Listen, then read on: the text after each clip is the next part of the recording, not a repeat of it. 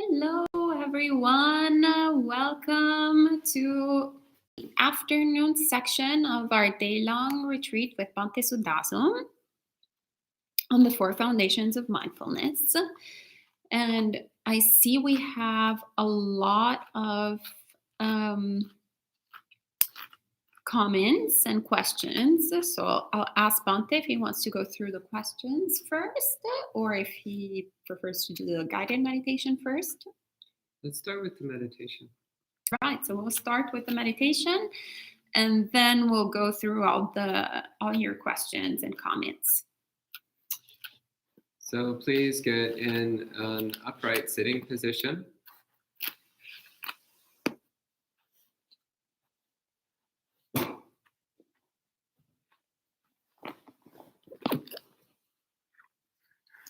So making sure your body is well settled into place.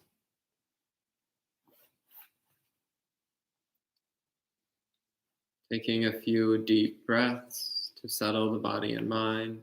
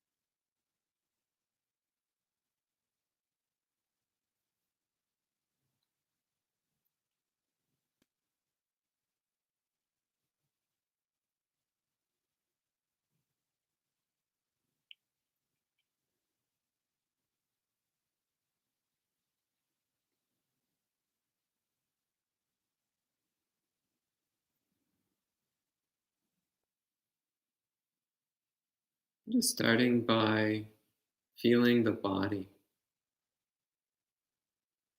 Bringing the mind to steadiness and clarity by gathering it together in awareness of the body.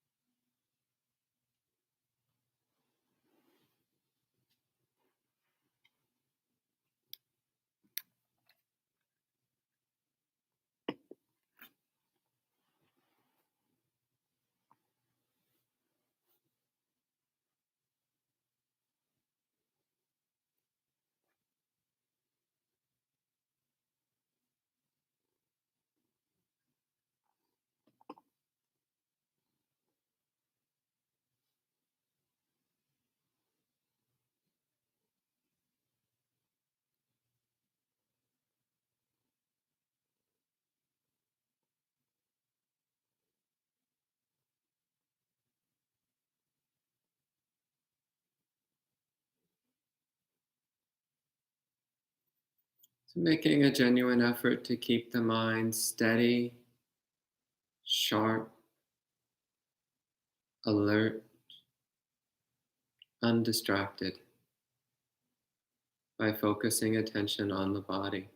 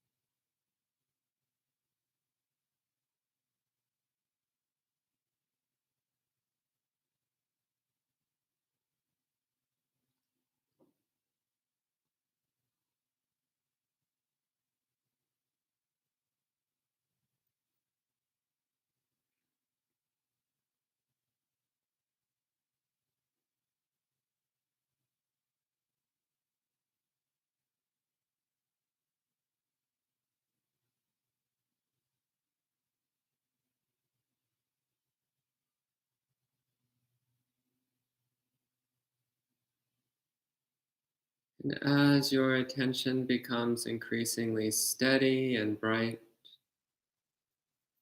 turn attention to the mind itself.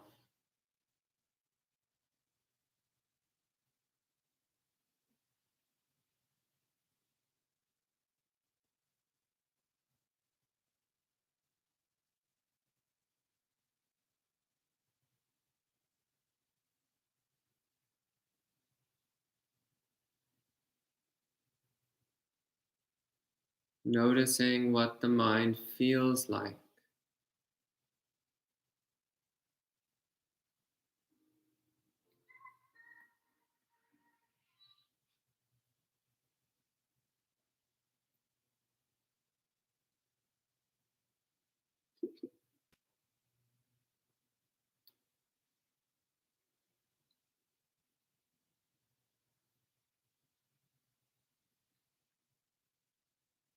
Noticing any emotional states present in the mind,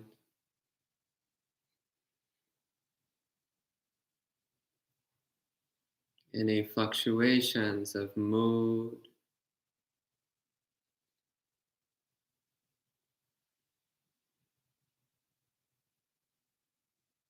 noticing the quality of attention, how alert the mind is, how clear the mind is.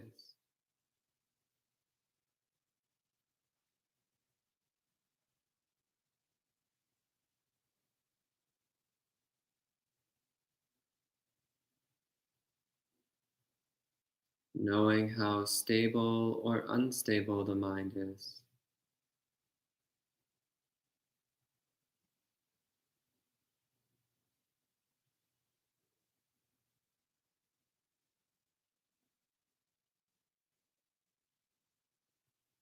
Clearly observing the mind.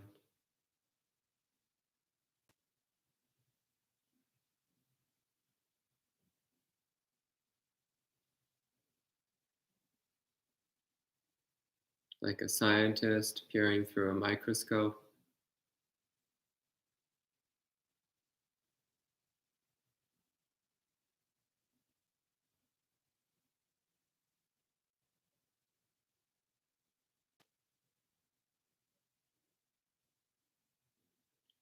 Just observing the currents of the mind, like watching the waves on the surface of the ocean.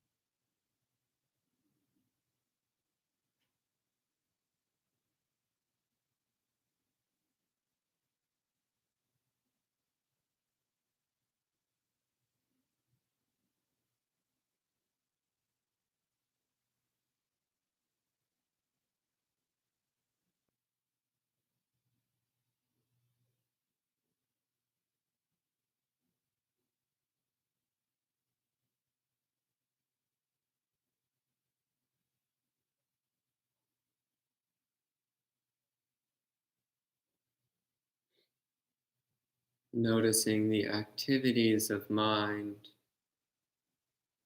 without participating in them. Just watching as they come and go without attraction or repulsion, without holding on or pushing away. Just observing the mind, observing the feeling of mind, the characteristics of mind, moment by moment, arising and ceasing, coming and going.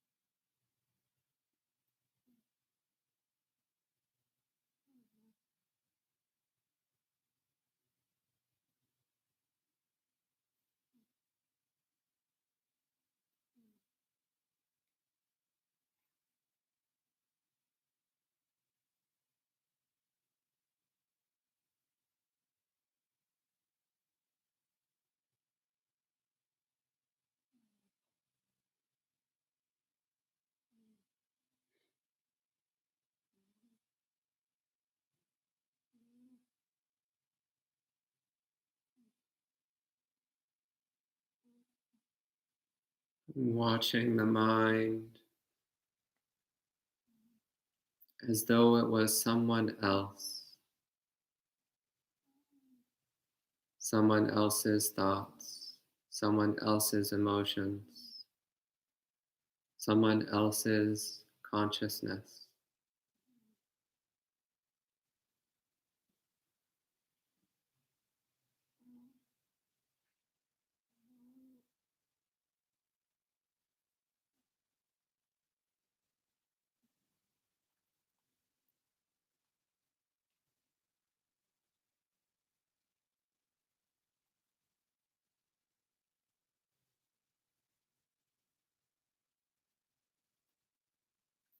So we pay close attention, but without involvement.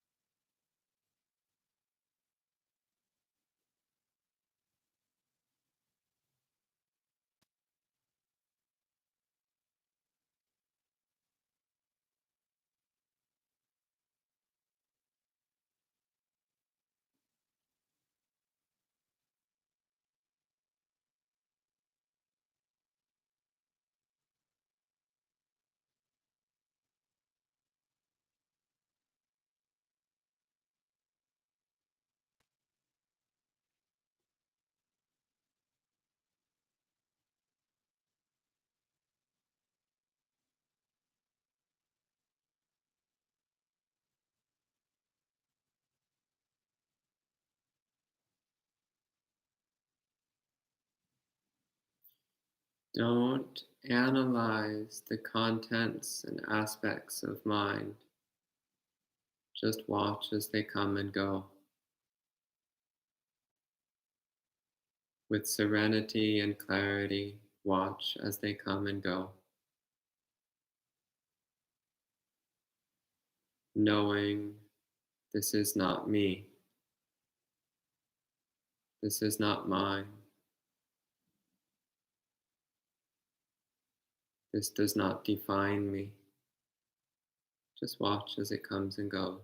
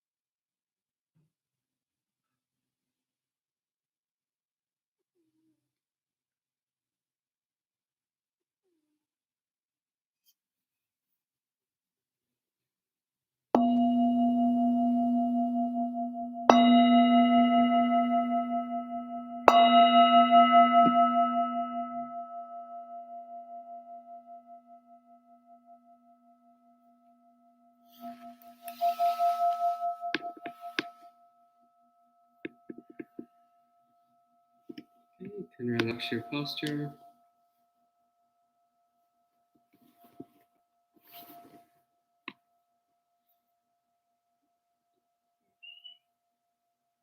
And at this time, I'll start going through the questions. And if you have more questions, feel free to type them in, and we'll see what we get to this afternoon. So, what do we have? Thank you, Bhante, for guiding us in meditation. And we have Elaine, who is saying, hello, friends. Why do I think there has to be one who recognizes things?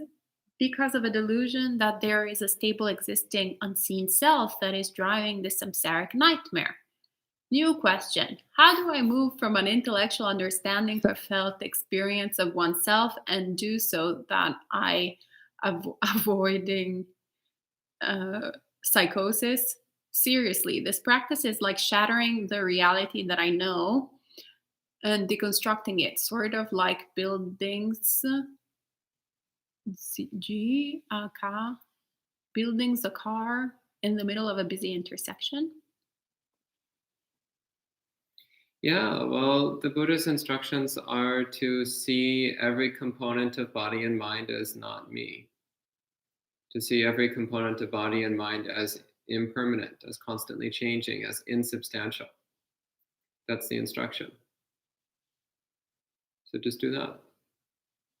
You don't need to worry about psychosis. These practices are quite safe and well tested. The psychosis is believing that this body is you and these thoughts are you. That's what will drive you insane. And that's why you already are insane. Buddhism is not about going insane. It's about going sane, because that's something we've never experienced before. None of us have experienced sanity. We don't have any clue what sanity feels like. So yeah, see every component of body and mind as impermanent, insubstantial, and impersonal. That's the practice. And Sally is saying, Bhante mentioned this morning echoes appears in the mind because the past causes and conditions last for however long the past conditions allow it to last and disappear on its own. What does past conditions allow it to last mean? Is it possible to give an example to explain? Yeah, so for example, if you spend all day thinking about football, I can't imagine why you would do this, but let's imagine you spent all day thinking about football. Let's say 10 hours. You spend 10 hours straight thinking about football. And then you sit down to do some meditation. What do you think is probably going to come up in your mind? Thoughts about football. Even though you're not actively trying to think about football anymore, those thoughts will keep appearing in the mind because that's what you've been training your mind to do. That's what you've been filling your mind with for the past 10 hours. But as long as you keep resolutely not thinking about football, then eventually those echoes will die out and fade away. How long it takes depends upon how strongly you had planted those thoughts in your mind in the first place. That's what I mean by past conditions, past causes and conditions. Okay? And Sally's also asking, also Bhante thought this morning, after knowing the thought, we will know whether we have capacity to change it or not. Could Bhante be more specific about this? Yeah, basically, if you recognize that you are directly creating the thought or participating in the thought or maintaining the thought, then you'll recognize that you're making a choice to keep that thought alive. You're making a choice to keep that thought present, which means you can choose to stop fueling the thought. And then it will start fading away and disappearing, usually very quickly. We have 2 more questions. So if people have, actually just 1 more question. So if people have other queries for Bhante, feel free to put them in the live chat so we can ask them to him. So Gita says, Bhante, the mind was within the Dhamma and the Sangha. Thank you, Bhante. Very sweet. And Jens is saying, Bhante, for me, walking meditation lends itself to mindfulness of the body. It's hard to move from that. Today, I tried to watch my mind's attachment to this method, but I struggle to do other meditation methods when walking. Suggestions? Honestly, I think it's fine to keep doing mindfulness of the body while doing walking meditation. It's good to try to do mindfulness of the mind in all postures.